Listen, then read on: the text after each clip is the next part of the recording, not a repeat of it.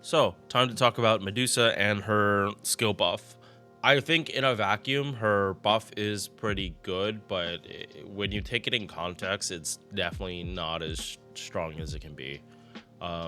Especially this kind of skill on a 3-star, because the base stats are as low as they are, you're not going to see like the real value of this skill. Don't get me wrong, this is a buff she has needed for years. It's just it's just on Medusa, it's meh. Like, essentially you're going to have to run her with someone that could like constantly be doing any kind of immobilize. I feel charm counts as immobilize, but I'm not entirely sure. We'll get down to that in a second. All right, we're not gonna worry too much up here because these are 3-star stats. This is what they look at 120. That gives you a better perspective, but I don't know 3-star stats like this. Star weight, star gen, these are pretty normal for riders. MP charge at 0.58, which not arts cards are fine, but quick cards, oof, they are bad. These are bad quick cards. Don't expect any gains from this. If you're not critting on these arts cards, again, don't expect much from this. It's like one of the reasons like Medusa getting this buff specifically, it's just like cool, but she's not really someone you can really use with it.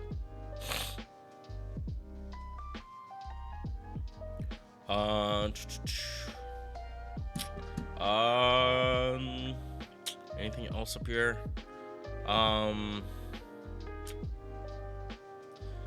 She does technically have 2 CEs you can use the bomb point farm, just because like as a 3-star you can actually fit her in pretty easily. But the Fate Stay Nitrate, don't know how many people are actually going to take advantage of this. It like really depends on who the 4-star your bond raising is, because like if you're raising like her or Emiya, it's like not a big deal because you can fit Medusa and Kojiro in the team pretty easily. But yeah, the higher your level, just the easier it is to run CEs like this and run teams that more than one servant actually gets the benefit of. All right, first skill, 100% chance to petrify. That's it. That's all this skill is, a chance to petrify. This fights off normal magic resist. It bypasses stun resist. But like stun resist specifically, you're mostly only gonna see on bosses. Like you're not gonna see many of them with the debuff immune icon, and it's saying stun. A lot of the times these days is just like flat debuff immunity. But that's why you do have to check those symbols, because they do tell you directly what kind of immunity it is. Like the debuff immunity symbol is just immunity. It does not mean like all debuffs. You can see this multiple times. Usually it's a specific kind of immunity, and most of the time like full debuff immunity is like saved for CQs or like very specific, like the servant themselves has it in their kit. So is it super important this bypasses stun resist? Not really. And the other thing is like this doesn't get any stun success up, so the only way to get this up is debuff success rate, which he does not have. Second skill, and yep, this does confirm it. Okay, so this skill, monster strength, only a 2-turn attack buff of 30%. 30% was fine. Skill cooldown was fine. 2 turns fucking sucks. This is horrendous. This is really, really bad. We do not like skills like this in the current landscape for FGO. Because of, like, this is fine without break bars. With break bars, this is bad. This is just straight up bad. That is the true reason, like, most people, like, me especially, I don't like 1-turn buffs, is because for most bosses, they have at least 3, if not more, break bars. Having 1-turn buffs just makes it way harder to reach break bars. So this not being 3 turns sucks. Buff. The first thing, they just make it from 3 to 2 turns. That was the biggest fix she needed. She gets 30% crit damage and power mod against anyone who is not able to attack that or has some kind of inhibition from attacking.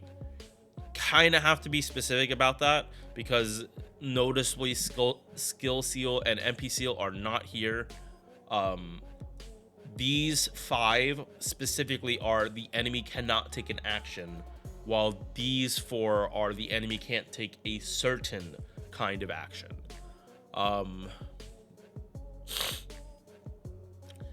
You, the player, cannot take advantage of this. This is like the enemy has to kind of do it to themselves. So it's like, yeah, no, this is only situationally good. These 4,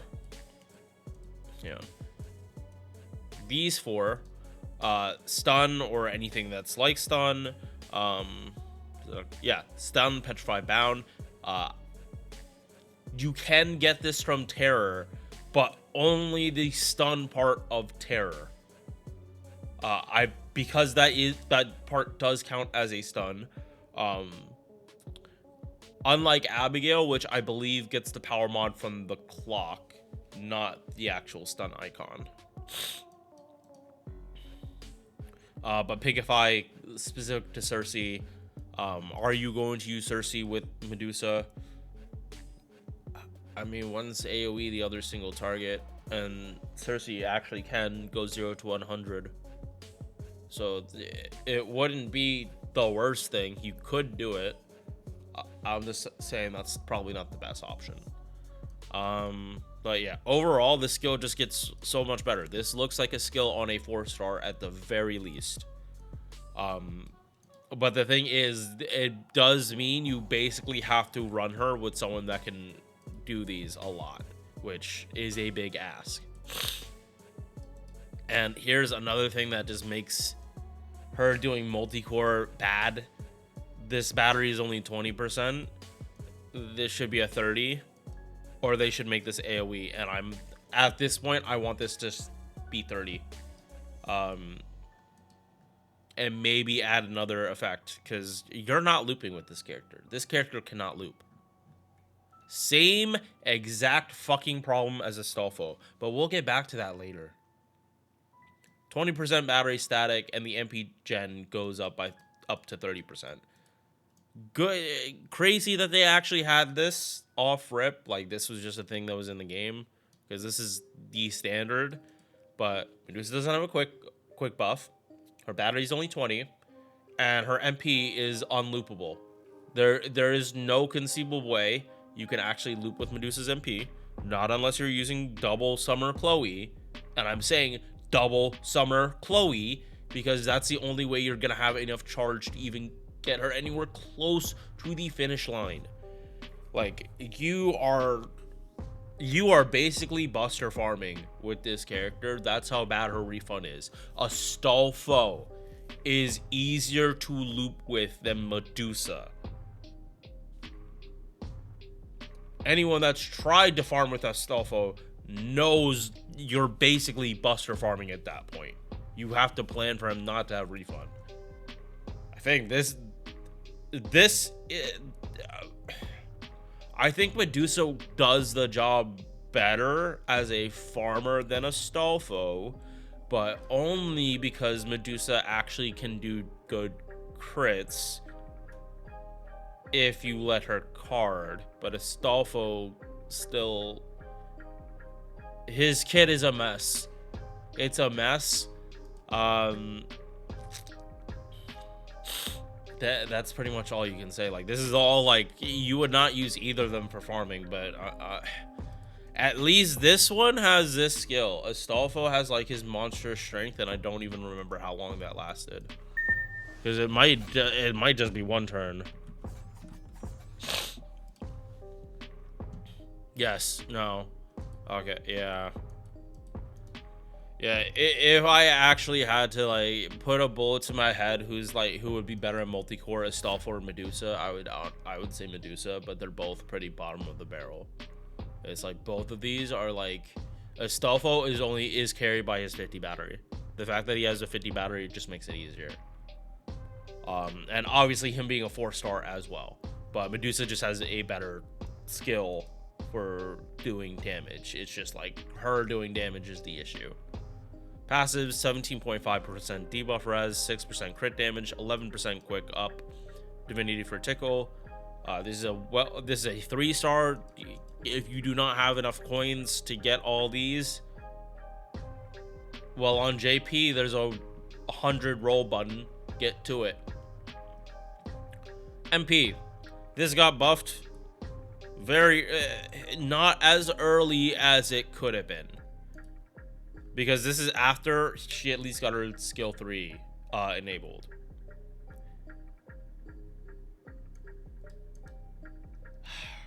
The fact that they did change it from 20 to 50, I'm a lot more fine with. Like, if you're not arts, like a 50% star gen buff is significant enough.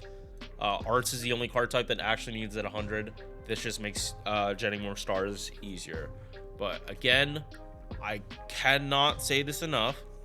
You probably should not be using this character for farming unless you're just digging around. If you don't have other options, sure, she's usable as an option now. Just again, not a good one. Bonsi party MP gen up 15% while she's on the field. She wants to be a multi-core unit, but they're not giving her multi-core buffs. It's honestly baffling. It is honestly baffling that they want her to be multi-core, but they're just not letting her do it. I think based on the Bond CE, the next step they do is make this AoE 30 and give this AoE. And then we could actually talk about Medusa being a somewhat usable sub DPS. But until then, you're probably not using her, besides her just being a snack. If you like Fate Stay Night, you probably just make Medusa work anyway, or you have any of the other versions, probably Medusa Saber.